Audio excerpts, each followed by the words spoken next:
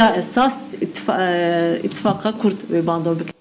هلا تركيا منيم تايباتيجت بروسا روبروبونا فيروسا كورونا دا مويرين تندوتيجي جي قالك زيدا بوينه اسايشا تركيا دي رابورتا بويرين تندوتيجي سال 2020 مرا گشتي را بار وكر بلافكه لغوريوان امران جي تواري بويرين تندوتيجي دا ده باجارين روجاوي تركيا دا ريزين بيشي دا جهد گرن ديسا جيل غوري همان امارا ده پاندمی دا تايباتيجي روبروبونا فيروسا كورونا دا تندوتيجي ل باجارين با كوريا كردستان قالك كيمتره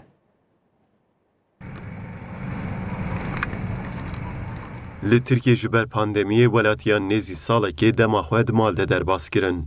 Di vê proseyê de ku dihate hêvîkirin ji ber îzolasyon û karantînayê bûyerên tundutujiyê kêm bibin, lêbelê li gor amaran ev hêvî berhewa bûne. Li gor amarên gerînendeya asayişa Tirkiye, di sala 2020 de li tevahiya Tirkiye 3682 bûyerên tundutujiyê yên biçek rûdane. Her wiha dîsatê diyar kirin ku ev bûyerên tundiyê piranî li metropol û bajarên Rojavayê Tirkiye pêk hatine.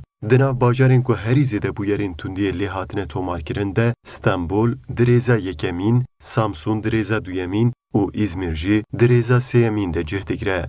Koronavirüsle mücadeleden dolayı. Ya rastiya bûyerên tundutujiyê ne bûyerên nû ne. Ji ber ku di dîroka mirovahiyê de jî tundutujî herdem hebû. Lêbelê bo têgihiştina van bûyerên dawî divê em ji çend aliyan ve li vê mijarê binêrin. Taybet jî bi pandemiyê re mirov di mal de zêdetir bêhîtang bûn û ev jî bû sedem ku bihêrs bibin. Elbet ev rewş karîgerî li ser derûniya mirovan dike û dibe sedem ku hêrsa wan û girdayê vê yekê bûyerên tundutujiyê jî zêdetir bibin. Her wiha ji ber ku jiyana li bajaran astengdartir e, ev bûyer li metropolan û bajaran Rojavayê Tirkiye zêdetir rûdan. Bütün alanlarda ciddi anlamda problem. Li gor amarên gerînendeya asayişa Tirkiye, Stenbol duwarê bûyerên tundutujiyê de bi 441 bûyeran di rêza yekemîn de cih digire. Ji bilî Stenbol, bajarên Samsun, Edene, İzmir, Bursa, Antalya û Enkere wek bajarên ku di sala 2020 de zêdetir bûyerên tundutujiyê lê rûdayîn hatin tomarkirin. Li gor van amaran di proseya pandemiyê de jî bûyerên tundutujiyê kêm nebûne. Li aliyekî vayros, li aliyê din jî mirov hevûdû dikujin. Tehemûla mirovan bu hevûdû nemaye. Her wiha wisa diyar e, gava mirov di mal de dimînin, zêdetir pev diçin.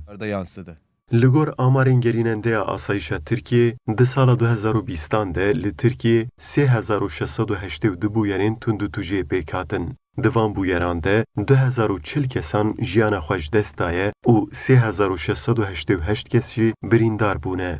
Dîsa li gor heman amaran, bereva jî bajarên Rojavayê Tirkiye di vê proseyê de li bajarên Bakurê Kurdistanê rêjeya tundutujiyê gelekî daketiye.